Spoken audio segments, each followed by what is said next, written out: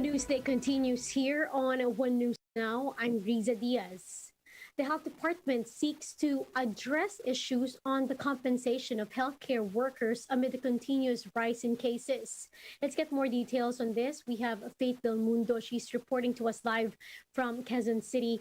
Faith, good afternoon. Can you tell us on what's the latest on the efforts of the Department of Health? Yes, Risa, the DOH once again emphasized the importance of healthcare workers, especially during these critical times. This as more than 70 areas have been placed under alert level 4 or moderate to critical risk. In today's Laging Handa briefing, Undersecretary Maria Rosario Berjera said the trend of cases has been high for the past few weeks and will likely continue. She said the exponential increase of cases is due to the Delta variant.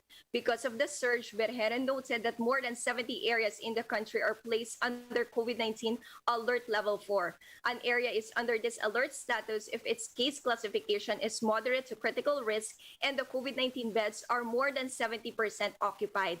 In the NCR, almost 50% of cities have more than 70% hospital utilization rate. As for the ICU utilization rate, only 6 cities are below the 70% mark. The DOH said the one hospital command center has been receiving an average of 500 calls per day, making it hard for others to reach out. Berjera advised those who are looking for hospitals to rather call first their LGUs to save time. She said they are assisting hospital in expanding their bed capacity to accommodate more patients.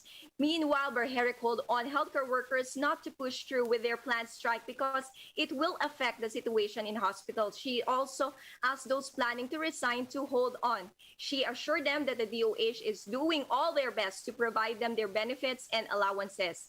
As of August 27, the DOH has received 17,670 additional eligible applicants who will receive special risk allowance. Risa, the DOH said they are working with the legislative body to amend one provision in the law so that even those who are not attending directly to COVID-19 patients will receive the benefits and allowances. Riza? Thank you for that report and stay safe. That's Faith Del Mundo reporting again live from Quezon City.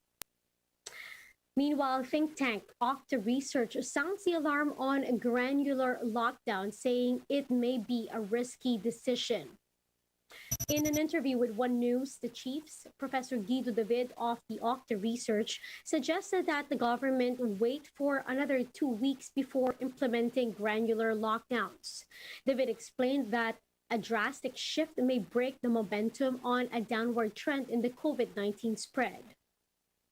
But at this time, I think that the cases are still significant, and it seems like for me, just my opinion, it might be a risky decision at this time. Maybe we could, we could wait 2 more weeks, at least for the cases to subside. If at least when cases are subsiding, it will be easier because the momentum is now on a downward trend. Father Nicanor Austriaco, also of Octa Research, explained that it will be easier to restrict the mobility in smaller locales than imposing widespread lockdowns. But Austriaco also warned against downgrading restrictions to GCQ. When you're trying to lock down 40 million people, the economic impact is going to be substantially greater. And so in an LGU with 500 or 800,000 people, you can lock down an ECQ for 2 weeks quite effectively. The question actually is not simply moving from widespread lockdowns to granular lockdowns. Are we going to shift from MECQ to GCQ with granular lockdowns? And they're saying, well, we can be in MECQ with granular lockdowns. That's tolerable in my view. I mean, we've been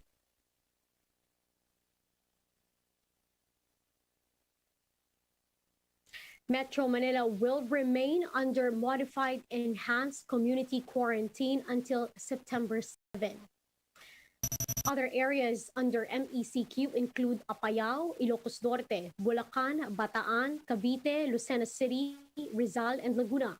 Iloilo Province, Iloilo City, Lapu-Lapu City, Cebu City, Mandaue City, and Cagayan de Oro are also placed under MECQ.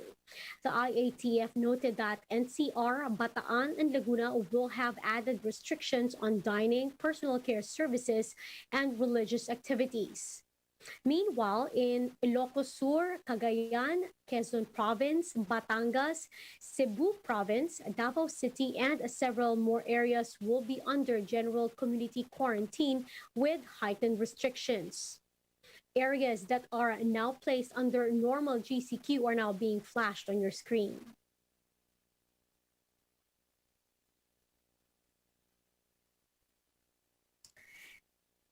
How can, or rather, US President Joe Biden remains skeptical about China's alleged suspension or suppression, rather, of access to information about COVID-19 origins.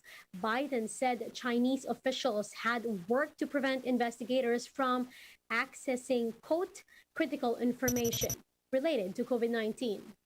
This after intelligence agencies dismissed claims about the virus being used as a bioweapon.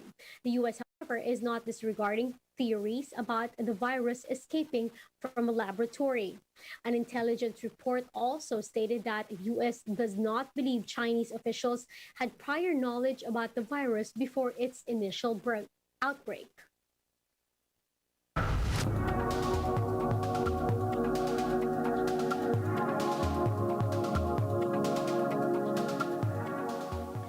U.S. officials are preparing for more possible attacks in Kabul's international airport as the deadline to evacuate foreign nationals from Afghanistan comes closer. Let's watch this report from Bloomberg.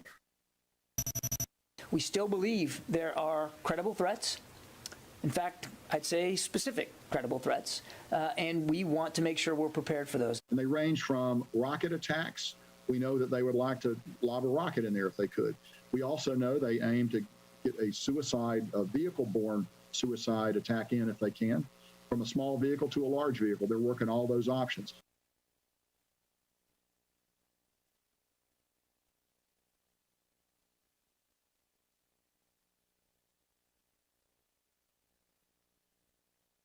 When the ISIS and Al-Qaeda prisoners were released after the takeover of Bagram Air Force Base, then it was pretty clear that now we have thousands of people who could do harm beyond the Taliban. We will not be deterred by terrorists.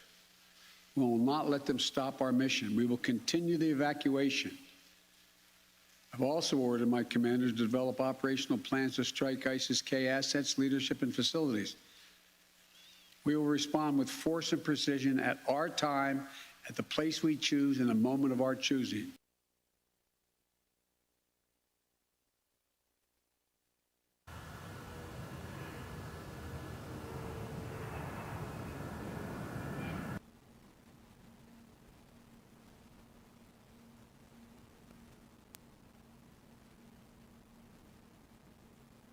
Right now, our focus is actually going forward, ensuring that another attack of this nature does not occur, because as you know, typically the pattern is multiple attacks, and we want to be prepared and be ready to defend against that.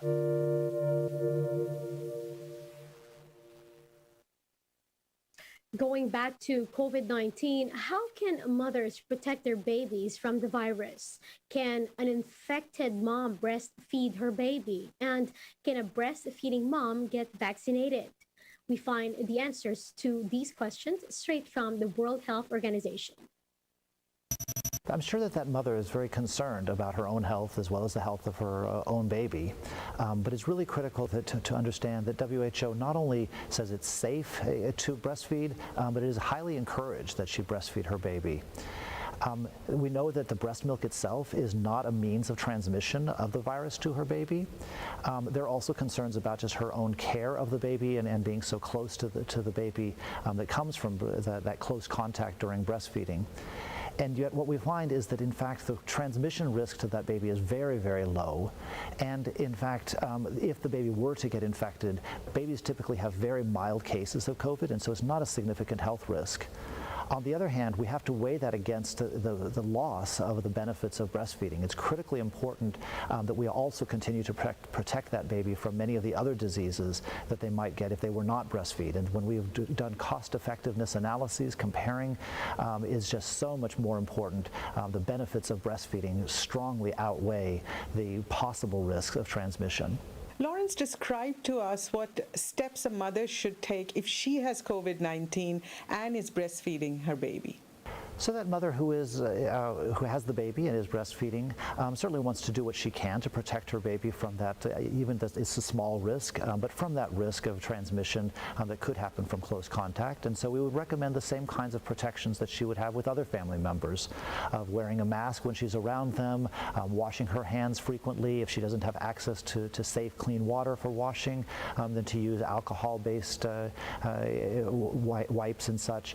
And so to continue to have contact, because it's important that the baby have contact with the mother, but that she have those kinds of just basic precautions against transmission.